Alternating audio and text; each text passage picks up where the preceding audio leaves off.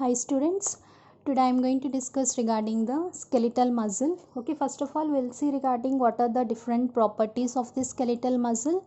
Okay, that is the first one is the electrical excitability. That is nothing but if skeletal muscle, if it is receiving any stimuli, then what happens immediately, which will be generating this electrical signals. Okay, that you will call it as action potentials. Okay, next one is the contractility. Okay, in response to this action potential, what happens here, the skeletal muscle is going to be contract very forcefully in response to this action potentials, that you will call it as a contractility. Clear? And next one is extensibility. Okay, this is nothing but which is the ability to stretch without any damage. Is it clear? See, suppose if anything which will be stretching abnormally, then what happens, definitely which will be leading to the damage. But here which is not the case regarding the skeletal muscle, which is having the ability to stretch without any damage. Okay, next one is the elasticity. Okay, which is nothing but the ability to return to the original length as well as the shape. Okay, this is all regarding the different properties of the skeletal muscle. Next we will see regarding what is the tissue. Okay, in detail regarding the skeletal muscle tissue. Okay, skeletal muscle tissue. Okay, we'll see what is the skeletal muscle tissue. The skeletal muscle mainly composed of hundreds to thousands of cells. Okay, that we will call it as a muscle fibers because of its elongated shape. Okay, mainly if you see this tissue consisting of 100 to 1000 cells. Okay, these cells you will call it as a muscle fibers. Okay, this you will call it as muscle fibers. See, next what happens, the connective tissue which will be surrounding this muscle fibers. Okay, and also the blood vessels and nerves. Okay, along with that is connective tissue, the blood vessels and nerves. Okay, all these three things that is going to be surrounding this muscle fibers. Clear? See, next we'll see what are the components of this connective tissue. Okay, next we'll see what are the components of this connective tissue that is going to be surrounding this muscle fibers. Okay, initially which will be having fascia. Okay, fascia. Okay, this fascia which is nothing but which is a sheet or band of fibrous connective tissue that covers the muscle. Okay, see, this is nothing but it is a sheet. Okay, or it is a band of fibrous connective tissue, band of fibrous connective tissue. This is going to be surrounding the muscle. Okay, if you see this fascia which is of two types, that is superficial fascia and the next one is the deeper fascia. Okay, it is of two types, superficial fascia and one is deeper fascia. If you see this superficial fascia, see, which separates the muscle from the skin as well as, okay, it is going to be separates from the skin. Clear? This you will call it as, it is going to be separates from the skin. Okay, see, the muscle which will be separating from the skin with the help of this superficial fascia, and it is mainly composed of areolar and adipose connective tissue. Okay, composed of areolar and adipose connective tissue. Clear? What is this superficial fascia? Which is nothing but which will be separating the muscle from the skin. Okay, this is composed of areolar and adipose connective tissue. And next one is the deeper fascia. Okay, this deeper fascia, see, this is going to be holds the muscle, okay, together. Mainly this will be useful to hold the muscle together, and this is mainly composed of dense irregular connective tissue. Okay, consisting of dense irregular connective tissue. Clear? See, useful for free movement of the muscles. Okay, this will be useful for the free movement of the muscles. Clear? Apart from that, we'll see what are the different layers of the connective tissue. Okay, we'll see what are the layers of the connective tissue. The first layer you will call it as epimysium, and next one is perimysium, and next one is endomysium. Okay, these are the three layers of the connective tissue. Okay, that is epimysium, perimysium and endomysium. Okay, we'll see what are these three layers of the connective tissue. Okay, first we'll see what is this epimysium, which is the outermost layer encircling the entire muscle. Okay, we'll call it as a epimysium. Okay, what is this epimysium? Which is the outermost layer. Okay, this outermost layer which will be surrounding the total muscle, you will call it as a epimysium. And next one is perimysium. Okay, if you see this perimysium, that is 10 to 100 groups of muscle fibers, called it as, that is, fascicles.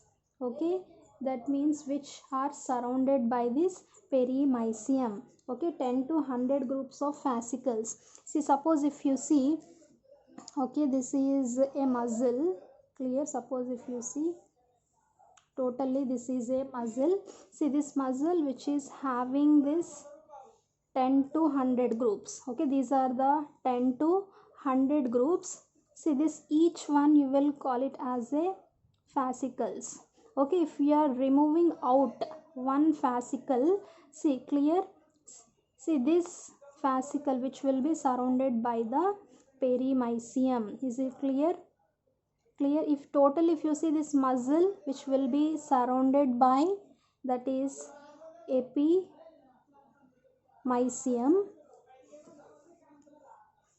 Okay, totally if you see this thing, if you see, the total muscle will be covered by the epimysium. Okay, these are 10 to 100 groups. This each group you will call it as a fascicle. If you are removing out one fascicle, that is covered by this perimysium. Clear? And the next one is endomysium. Okay, if you see this endomysium, that is interior of the fascicles, each muscle fiber. Okay, if you see this each fascicle which is having again individual units. Okay, this fascicle again consisting of individual units, and if you are taking out, okay, this individual units, you will call it as a muscle fibers. Okay, see, this muscle fiber is covered by this endomysium. Is it clear? See, this is regarding the three layers. The endomysium which surrounds the muscle fiber. Clear? Remember, this is regarding the three layers. Clear?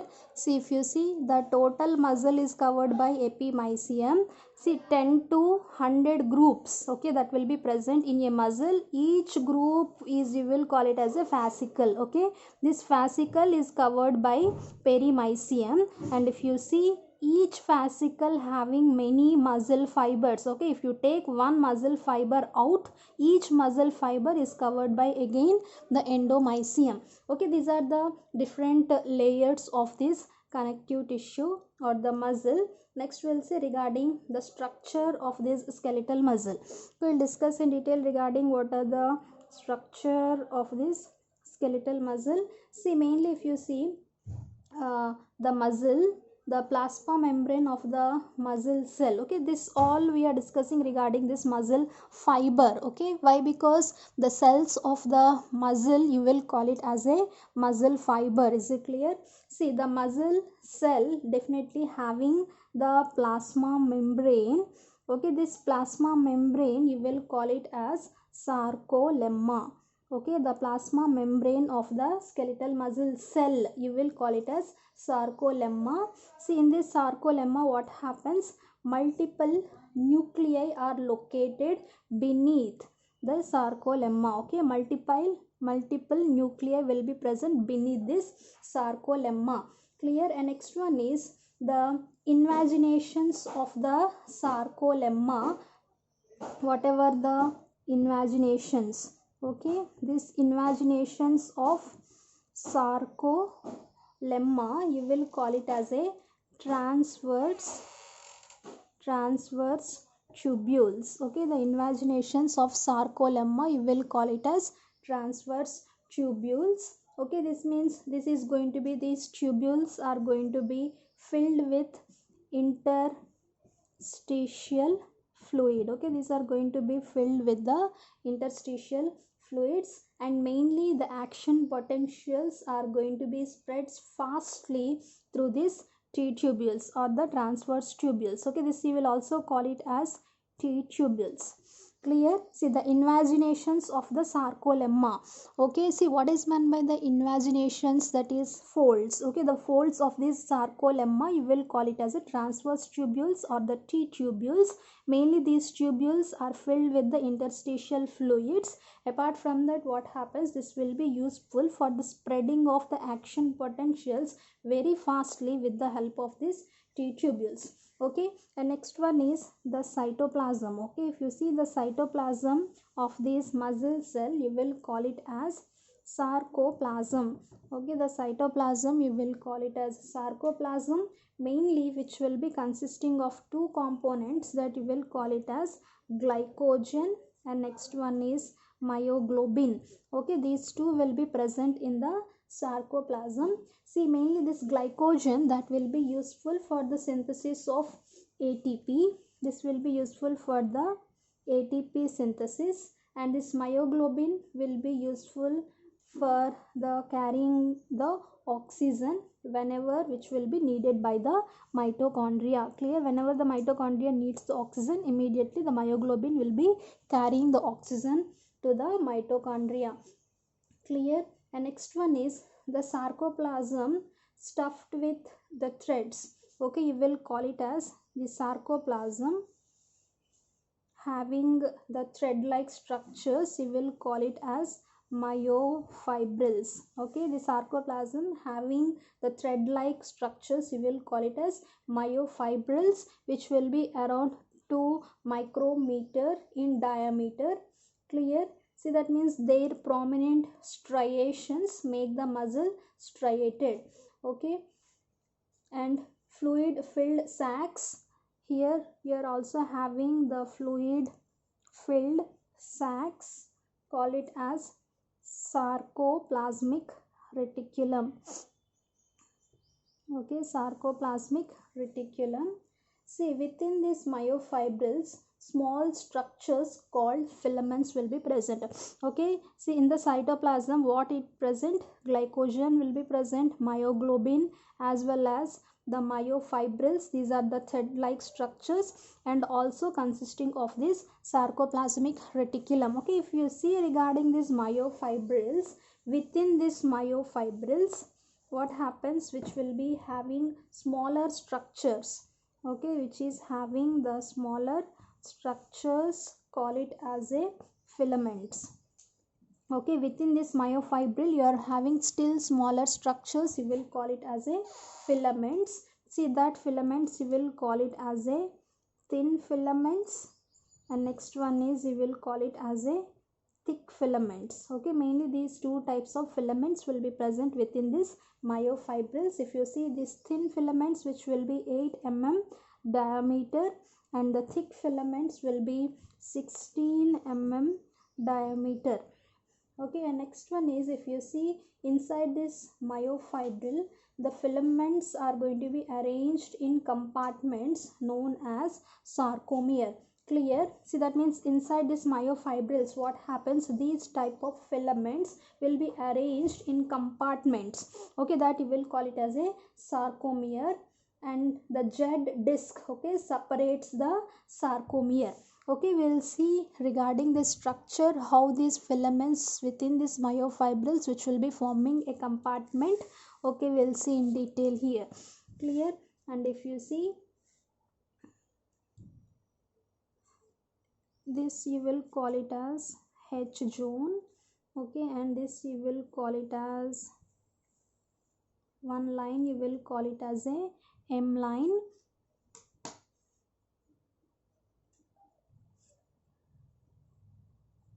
The next one is, if you see this, you will call it as a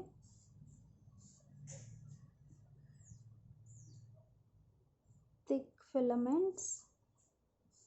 These three you will call it as a thick filaments. Next, in between, okay, you are having this, you will call it as a thin filaments.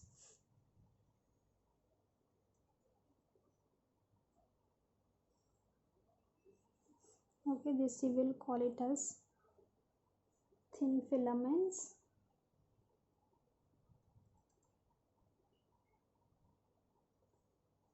Clear? So I am drawing the structure. See, this you will call it as M line. Clear? See, and this zone, okay, this zone you will call it as H zone. Clear? See, and this you will call it as a thick filament. This you will call it as thick filament, and this you will call it as a thin filament. Clear? See here what happens again. Clear? Until this. Clear? This you will call it as a band. This you will call it as a band. That means throughout the length of the thick filaments. Okay, this you will call it as a band. Okay, the remaining, okay, this part, okay, the remaining this part you will call it as a I bands. Clear? See, and the total, okay, this total length you will call it as sarcomere. Okay, one sarcomere. Clear? See, and this one you will call it as a Z disc. Clear? If you see, this is regarding the structure. Okay, this is the structure here, if you see, which is having one H zone and the M line. Okay, these are the thick filaments and these are the thin filaments. These are the Z disc. And next one is, throughout the length of the thick filament you will call it as A band. The remaining you will call it as a I band, and throughout the length, okay, this you will call it as a sarcomere. Clear?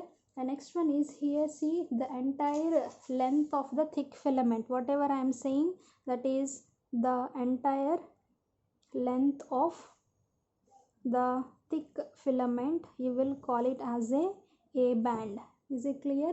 And next one is the remaining thin filament is called I band. Okay, whatever the remaining, okay, that is thin filament will be present, that you will call it as a I band. And next one is a narrow H zone. Okay, H zone that will be present at the center of A band.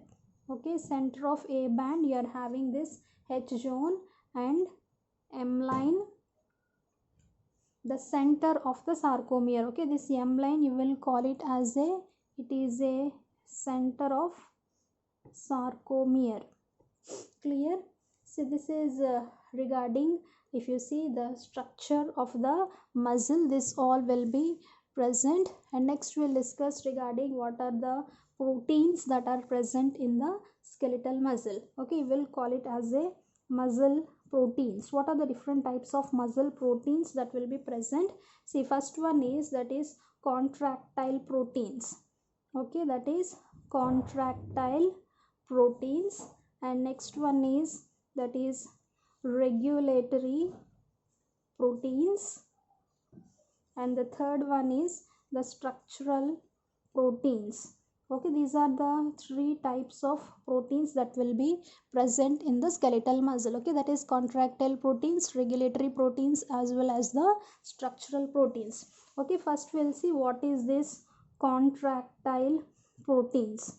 Okay, these contractile proteins mainly you will call it as myosin and actin. Okay, this myosin and actin you will call it as a contractile proteins, and these are the main components of both thick and thin filaments. Okay, we have already discussed what are the thick and what are the thin filaments. Clear? See, the thick filaments consisting of the myosin and the thin filaments consisting of the protein, you will call it as a actin. Is it clear? See, that's why the thick filament you will also call it as a myosin filament, and the thin filament you will also call it as actin filament. Why? Because the thick filaments is made up of the myosin and the thin filaments are made up of the actin. Clear? And if you see here regarding the structure of this myosin, see, that is a shape of two golf clubs. Okay, that means it is a shape of two golf clubs. Clear? If you know that is golf clubs, how it will be, see, which will be like this. Okay, which will be a shape of a two golf clubs. Okay, which will be like this, and here it will be twisted. Okay, it is the shape of this myosin filaments. That means here this you will call it as a tail. Here the tail is twisted and pointed towards the M line. Clear? See, the tail is twisted and it is pointed towards the M line. And next one is the two projections, okay, of this myosin, you will call it as a head. Okay, this you will call it as heads which projects outwards. Clear? See, this is regarding the structure of this myosin. And next one is, if you see the structure of the actin molecules has a binding sites for the myosin. Okay, you remember this is important, which is having the binding sites for myosin. Clear? See, this is the contractile proteins, okay, that is myosin and actin. And if you see regarding this actin, that means totally, if you see this protein, how it will be, okay, that means like okay, we'll see first what are the other proteins. The second one is the regulatory proteins. Okay, what is this regulatory proteins? Example, tropomyosin, that is tropomyosin and troponin. Okay, these are the parts of thin filaments. Okay, these are the parts of thin filaments, or you will also call it as a actin filaments. Okay, and next one is the third one, you will call it as a structural proteins. Okay, what is this structural proteins? Okay, that like titin, okay, myomerin, titin, myomerin, nebulin, and next one is dystrophin.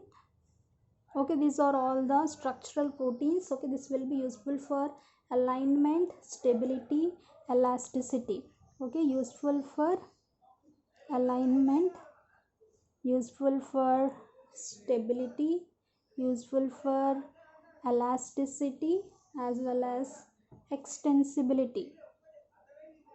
Okay, for all these things these structural proteins will be useful. Okay, if you see here previously we had seen regarding the structure of this myosin, that means the thick filament. Okay, now we'll see regarding the structure of the thin filament, how it will be. The thin filament, if you see, it will be like this. Clear? See, this you will call it as a actin molecules. These round structures you will call it as a actin molecules. Clear? See, whatever this thread like structure, clear, I have drawn, this you will call it as tropomyosin. Okay, this thread like structure you will call it as tropomyosin. Okay, these structures you will call it as a actin proteins. Okay, and in between you are having some proteins. Okay, that you will call it as, in between you are having this type of proteins. Okay, this you will call it as a tropins. Okay, this you will call it as a tropin. See, mainly this okay, these actin molecules, whatever these actin molecules will be present, which will be having the binding sites for the myosin. That means totally this tropomyosin which will be covering the binding sites of the myosin that will be present in this actin proteins. Okay, that means totally you have to draw this structure like this. Don't leave like a thread. Okay, you have to draw like this. Okay, entire the length of this tropomyosin. Okay, don't forget you draw throughout the length of this tropomyosin like this and fill it. This is the structure of the thin filaments. Is it clear? So this is all regarding the histology as well as the structure of the skeletal muscle. Okay, in the next video we will discuss regarding the physiology of the muscle contraction, or you will also call it as a sliding filament theory. Thank you so much. I hope you have understood this class. Thank you so much for listening this class.